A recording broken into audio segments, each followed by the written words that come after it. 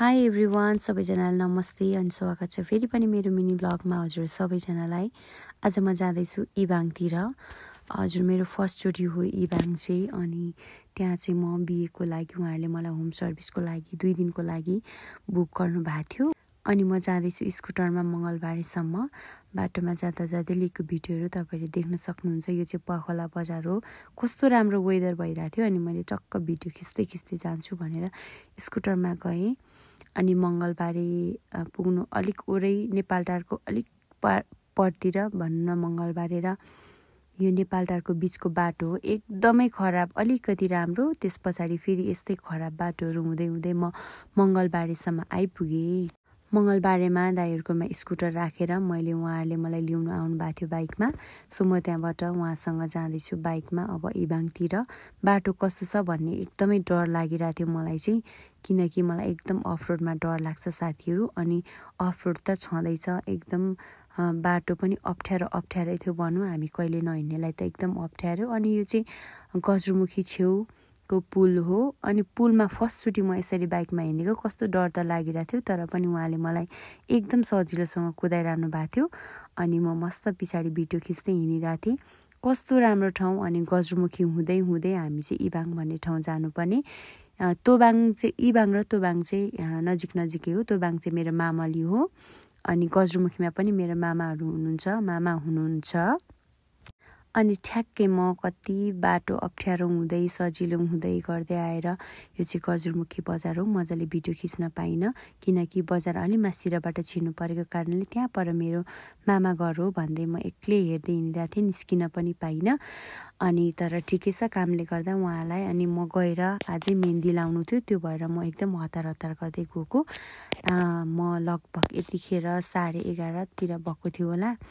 त्यहाँ पुग्दाखेरि इबाङ भन्ने ठाउँ यहाँदेखि हामी सुरु हुँदो रहेछ। मैले पनि फर्स्टचोटि गएको, तर कस्तो राम्रो गजमुखी बजारदेखि एकदम राम्रो, एकदम विकसित ठाउँ होइन। एकदम राम्रो बाटो पनि एकदम यस्तो के भन्छ, यो रोड पनि एकदम राम्रो रहेछ होइन, पक्की। अनि त्यहाँ पर मेरो मामालो चाहिँ त्यो डाँडा हो साथीहरू, अघि मैले कुरा गर्दै थिएँ। त्यो बाटो हामी एकदम हिँडेर आउँथ्यौँ क्या। अनि कस्तो याद आएर मैले हेरेको। अनि फाइनली म पुगेँ बिहाघरतिर बाइकमा। अनि त्यो अफरोड, अनि कति जिउ गलेको, कति दुखेको होइन, के गर्नु, कामले गर्दा यस्तै हुन्छ। सो त्यस पछाडि मैले केही नगरिकन पानीसानी खाजासाजा खाएर बेहुलीलाई मेहन्दी रेडी गर्छु भनेर, मेहन्दी र मेकअप रेडी गर्छु भनेर। अनि उहाँको फाइनल लुक चाहिँ यस्तो रहेको छ, तपाईँहरूले देख्न सक्नुहुन्छ। एकदम सर्ट भिडियोहरू लिँदैछु किनभने यसपालिको भिडियो अलिक लामो भएको कारणले। अनि फेरि पानी पनि परिरहेको थियो, हामी फोटोसुटको लागि बाहिर निस्क्यौँ। उहाँहरू चाहिँ हाम्रो आजको क्यामराम्यान दाइहरू हुनुहुन्थ्यो। उहाँहरूसँग म पहिलोचोटि काम गरिरहेको छु यसरी। उहाँहरूसँग मेरो भेट पनि पहिलोचोटि। अनि यसरी गर्नुपर्छ, काम त गर्नै पर्यो होइन, पानी झरी घाम झरी भनेर हुने भएन साथीहरू। अनि म चाहिँ खुरुरु गएर यो राम्रो फ्लावर टिपेर बेहुलीलाई फोटोसुटको लागि दिन्छु भनेर लिएर आएँ। अनि हामीले फोटोसुट सके पछाडि लगभग यतिखेर 4 साढे 4 भइसकेको थियो, रातै परिसकेको थियो।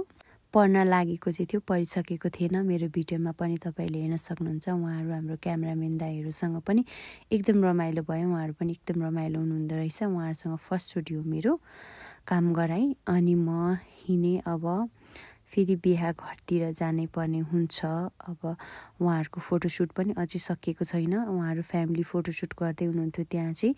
अनि म आएर पानीसानी खाएँ, त्यस पछाडि खानासाना खाएँ। बिहानै छिटो उठेर मेकअप गर्नु थियो। सो अब पानीसानी खाएर खाना पनि खाएर म चाहिँ सुतेँ। अनि त्यस पछाडि बिहानै उठेर मेरो मेकअप फेरि स्टार्ट भयो। उहाँ चाहिँ एकदम के भन्नु, एकदम राम्री पनि हुनुहुन्थ्यो। राम्री सँगसँगै एकदम के भन्ने, प्यारी पनि हुनुहुन्थ्यो। उहाँको मेकअप स्टार्ट गरेँ। सो उहाँको फाइनल लुक पनि तपाईँले देख्न सक्नुहुन्छ। एकदमै राम्री देखिनु भएको थियो उहाँ।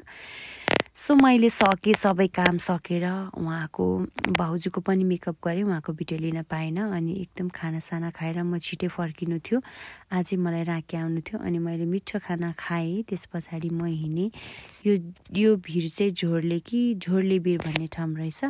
मेरो मामालीको ठ्याक्कै छेउ अनि मैले भिडियो लिएँ। त्यहाँबाट कस्तो राम्रो वेदर भइदिरहेको, पानी पर्छ भनेर उहाँहरू एकदम डराइरहनु भएको थियो, तर आज पानी पर्दैन होला सायद, नपरोस् पनि। अनि म त्यहाँबाट सबैलाई बिदा माग्दै माग्दै हिँड्नुपर्छ भनेर गएँ। यसो गएको, त्यहाँनिर एकदम डेकोरेसनहरू उहाँको एकदम राम्रो थियो अनि मैले सबै भिडियो लिएँ। त्यहाँको भिडियो लिएपछि अनि म निस्किन्छु भनेर त यसो हेरेको, यता जग्गे बनिरहेको रहेछ बिचमै, अनि जग्गेको किन भिडियो नखिच्ने भनेर खिचेर बेहुलीलाई बिदा मागेँ। अब चाहिँ म जानुपर्ने हुन्छ। उहाँ चाहिँ साँच्चै नै राम्रो हुनुहुन्थ्यो अनि उहाँको साथीहरू, उहाँ चाहिँ बहिनीहरू सबैजनालाई बाई गरेर मैले झोलासोला टिपेर अब म हिँड्नुपर्छ भनेर हिँडेँ त्यहाँबाट।